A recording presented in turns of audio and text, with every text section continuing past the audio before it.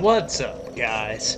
Tyler here with Gaming Hard, and today I'm going to show you how to take out both the mini boss and the area boss of the Painted World of Ariamas. Now, if you don't know how to get to the Painted World, it's real simple. It's in Orlando. When you very first get to Orlando, the room that you have to go through, where you walk across the rafters and fight with the painting guardians, there's a large painting on the ground floor of that room. Excuse me. That, as long as you have the peculiar doll, which you get by revisiting your cell that you started the game in the Undead Asylum. After, going back there to fight the Stray Demon, and then you can pick up the peculiar doll, come back, and then later when you get to Orlando, you can go into the painting and get here. Now, what I'm showing you right now at the very beginning of this video is something that I think a lot of people neglect, or at least I haven't heard a lot of people mention it as a farming spot, but this may be one of the very best farming spots in the game. Once you get this shortcut opened, and you can just run in here and kill these guys real fast. And right now I'm on New Game Plus, so they're all of them together. There's 14 of them. They're worth 1,000 souls each, so it's 14,000 souls. And what's it take? It took me 1 minute to run back to the... come in, kill them, run back to the bonfire. I was back at the bonfire and headed back within 1 minute and 15 seconds. So, even on your first playthrough, that's 7,000 souls. They're worth 500 souls apiece. So, 7,000 souls every minute? I mean, I can't really see a better farming spot for souls. It's much better than the Hellkite Dragon, in my opinion. The second thing here I'm going to show you here in the Painted World is the Undead Dragon. Now, there's actually also a lot of items here in the Painted World. The Dark Ember is here, which is probably the most notable item. And then there's also that, Black Priest set, and just a lot of other things that are around. There's also couple other notable mentions would be the pyromancies. You can pick up the flame surge here, and you can pick up the acid surge here. Those are, required for the pyromancies trophy, and something you definitely want to get, although just when I was originally going through this level, I was farming Souvenir of Reprisal, so I just didn't have time to get with all that and show you guys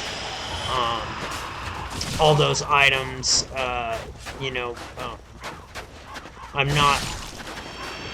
I've got a girlfriend who lives with me, and, she uses the computer a lot, too, and, so I mainly do my videos late at night and stuff like that, so, I just, figured that, if you wanna, I haven't really been doing full walkthroughs, although I would have liked to do a full walkthrough of the Painted World, and I may do full walkthroughs on other games in the future, but right now I'm pretty much sticking to the bosses and then just showing you guys some simple things as we go along.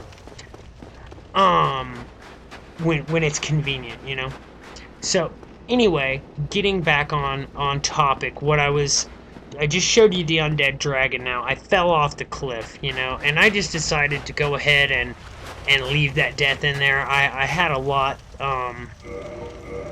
kind of to say on this video, so I figured, you know, big deal. It's an extra couple minutes to go ahead and run back, and every now and then it's good to show a death and let people learn from your mistakes. And the mistake there was, if you're going to use the melee strategy, which is if you're going to run back and forth and whack the Undead Dragon's claws like I was doing there, you can fall over the edge if you're not careful, if you're getting a little overzealous.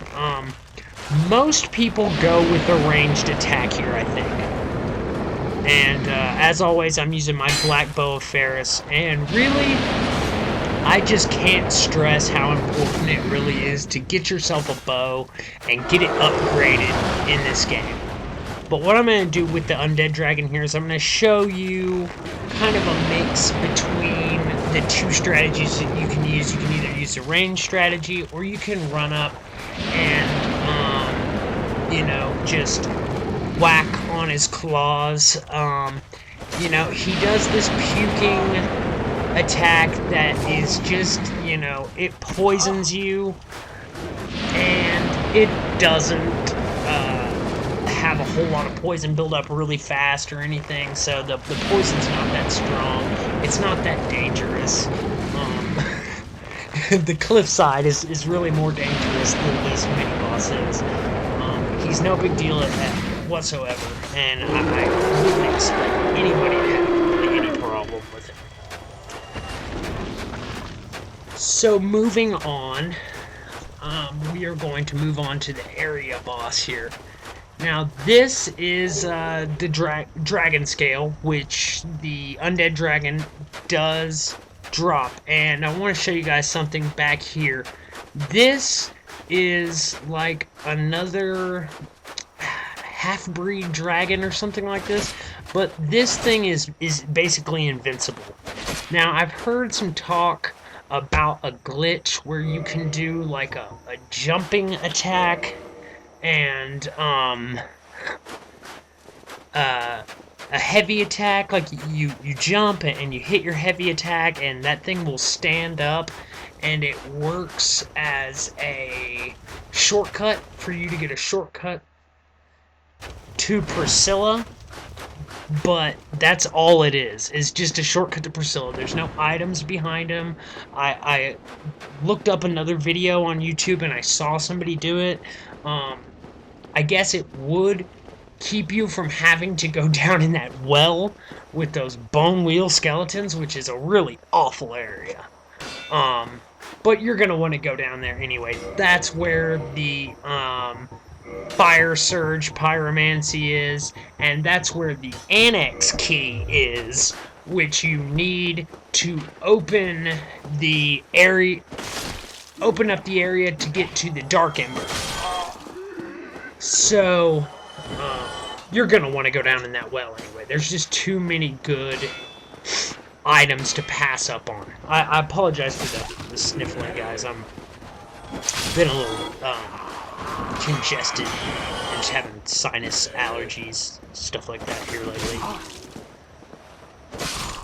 Okay, so we are moving on through the level, and right here before you get to Crossbreed Priscilla, you get to a pretty kind of nasty guy. He's got a big-ass black iron great shield, and he's all decked out in big-ass black iron armor, and he's pretty hardcore, man. You know, his attacks do a lot of damage.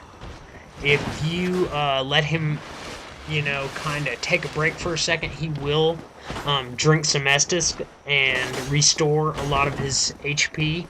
So, that's something that you've got to be on the lookout for. You know, he's probably one of the more dangerous enemies here in the Painted World. The harpies, you know, can be annoying too. They jump on your head and do that biting attack, and that's almost always a one-shot, almost every time. Like, unless you're at absolute full health, but... I noticed this on my way up here, a message floating in the air. I don't know how somebody did that. I see some bizarre placement for messages.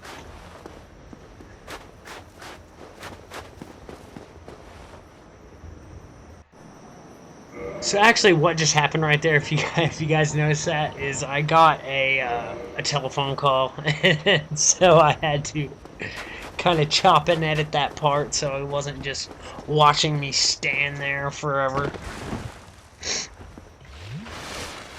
I had actually used Homeward Bone right there and gone back to the bonfire and then ran all the way back up here. So we're going to talk to Priscilla, and she is going to make us an offer to get the fuck up out of her painting. And unfortunately, you know, we can't abide that. You know, we're not gonna accept her peaceful offer to leave. Instead, we're just gonna attack her. Thou must return it whence thou came. This land is peaceful. Its inhabitants kind. That's but bullshit. Thou dost not belong. Plunge down from the plank and hurry home. Its inhabitants kind. Thou must return it whence thou came. This land is peaceful. Its inhabitants kind, but thou dost not. I expected as much from thee. Now you can cut off Priscilla's tail. If you manage to cut off her tail, you will get Priscilla's dagger. It's a rare weapon. It is needed for the Knight's Honor trophy. So, that's something to consider. Summoning someone to help you might make that quite a bit easier. The first time I did this boss fight, I summoned someone to help me. And, we got her on our first try. The thing about Priscilla here is she's using the Life Hunt Scythe, so as you are getting hit, you're going to be seeing your bleed meter build. If you get up to the point where you got blood loss, you're going to lose a significant chunk of HP, as you see there. She is invisible throughout this boss fight. She has no life bar, you can't see how much damage you're really doing. She is completely invisible. Now, to figure out where she is, you need to look at the snow and just see where those footprints are. And other than that, sometimes when ever she attacks, there's kind of like a little mist that comes off of her, as you can see there, and that can reveal her location to you as well. But really, she's pretty easy. She's not like a lot of bosses in this game who just relentlessly attack. She kind of moves about the room and, you know, just kind of hits you. She doesn't move too fast. And so if you do get hit standing in one spot, it's pretty easy to roll away from there, get healed up, come back in, and hit her. You can two-hand your weapon because having a shield isn't going to do you a whole lot of good, but it's up to you how you want to handle it. So if you guys like this video, please like, comment, subscribe. As always, have a good one, and keep on gaming hard.